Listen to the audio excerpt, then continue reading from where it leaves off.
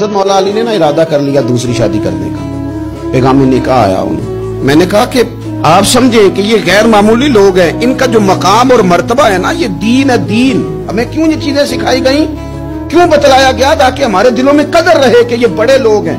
हजरत अली ने इरादा किया अब सबके लिए जायज है दूसरी शादी करनी। और खैर हमारे जो मर्द हजरात हैं उन्होंने तो बड़ा ठीक ठाक करके उन्होंने फतवा याद किया कि मर्द के लिए 4 बीवियां रखना जायज है।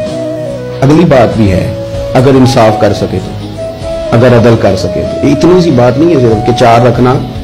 कुरान मजीद ने जहां इजाजत दी है ना, 7 शर्त लगाई है। हुकूक अदा करे, उनके बीच अदल करे, अदल ना कर सके तो फिर 4 जायज है।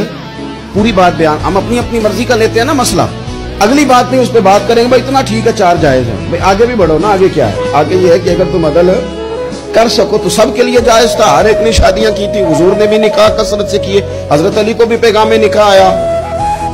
सैयदा पाक के दिल में कुछ ख्याल आया, मामूली हस्ती नहीं ना, कुछ लोग ऐसे होते हैं वो हंस पड़े तो फूल खिल जाते हैं, और वो उदास हो जाए ना तो खुद ब खुद खिजा आ जाती है। लगता है आज कोई उदास हुआ था, सारे चमन में उदासी छा गई। हजरत फातिमा उदास हुई, परेशान हुई, हुजूर को पैगाम गया। नबी पाक मिंबर पे बैठे, फरमाया सुनो लोगों, फातिमा मेरे जिगर का टुकड़ा है, कुर्बान जाए। ये भी अंदाज होता है। फरमाया ये मेरे जिगर का टुकड़ा है, जिसने इसे नाराज किया उसने मुझे नाराज किया, जिसने इसे राजी किया उसने मुझे राजी किया। पाक रसूल की पाक बेटी, इज्जत वाले नबी की इज्जत वाली, शानों वाले रसूल की शानों, वो जिसने मुअज्जज किया घराने को, और हुसैन पाल के जिसने दिया जमाने को।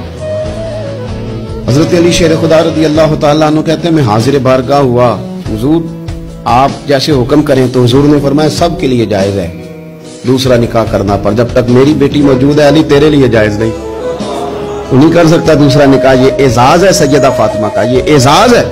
क्यों भला? इसकी एक वजह तो ये थी कि सैयदा जल्दी चली गई थी दुनिया से। कुल उम्र 28 साल पाई है सैयदा फातिमा, कुल उम्र 28 साल। 28 साल। कुछ लोग ऐसे होते हैं जो रब को भी बड़े प्यारे होते हैं, धरती पे बसने के लिए, लंबा वक्त गुजारने के लिए वो नहीं आते, वो तो अपना किरदार अदा करते हैं, अपना काम करते हैं, वो रुखसत हो जाते हैं।